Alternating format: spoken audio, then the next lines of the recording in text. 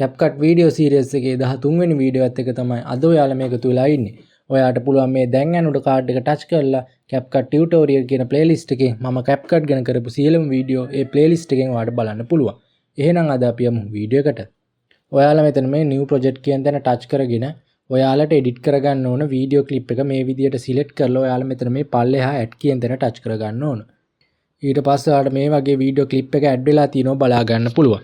ඊට පස්සේ ඔයාලා මෙතන මේ වීඩියෝ clip එක උඩ ටච් කරගන්න ඕන. මම මේ විදිහට වීඩියෝ clip එක උඩ ටච් කරගෙන යනකොට පස්සේ ඔයාලට මේ පල්ලෙහා tool වම් පැත්තට මේ විදිහට ටච් කරගෙන යන්න ඕන.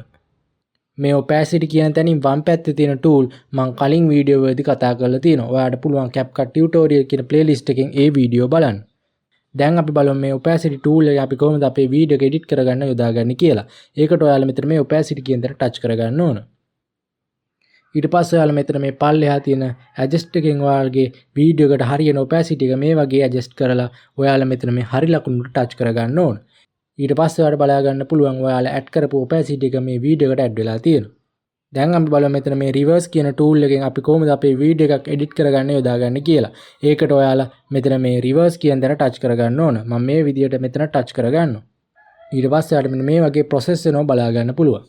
මේ reverse කියන tool එකෙන් වෙන්නේ ඔයාලගේ වීඩියෝ එකේ කලින් එක පැත්තකට ගියා නම් ඒ පැත්තට විරුද්ධ පැත්තට තමයි මේ වීඩියෝ එක යන්නේ.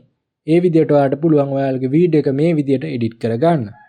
දැන් අපි බලමු මෙතන මේ freeze කියන tool එකෙන් අපි කොහොමද අපේ වීඩියෝ එකක් edit කරගන්න යොදාගන්නේ කියලා. ඒකට ඔයාලා මෙතන මේ freeze කියන දන touch කරගන්න ඕන. මේ freeze කියන tool එකෙන් වෙන්නේ ඔයාලගේ වීඩියෝ එකේ යම් කිසි තැනක් මේ විදියට නතර වෙලා තියෙනවාට මේ විදියට බලා ගන්න පුළුවන්.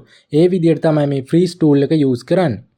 මේ freeze කියන tool එකෙන් දකුණු පැත්තේ තියෙන tool මම ඊළඟ වීඩියෝ වලදී කතා කරනවා.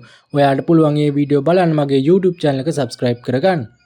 මම කලින් කරපු CapCut වීඩියෝ ඔයාලා බැලුවේ නැත්නම් ඔයාලට පුළුවන් ශශික බ්‍රෝ YouTube channel එකේ playlist tab එකට ගිහිල්ලා CapCut tutorial කියන playlist එකෙන් ඒ සියලුම වීඩියෝ වලට බලන්න පුළුවන්. ඔයාලා තාමත් මගේ YouTube channel එක subscribe කරලා නැත්නම් පල්ලෙහා තියෙන subscribe button එකෙන් subscribe කරලා ඊට පැත්තෙන් තියෙන bell icon එකත් all කරලා තියාගත්තොත් විතරයි මම මේ වගේ වීඩියෝ එකක් දාපු ගමන් ඔයාලට notification එකක් ගෙන ගන්න පුළුවන් වෙන්නේ. එහෙනම් අපි ඊළඟ වීඩියෝ එකෙන් ඉක්මනටම හමු වෙමු.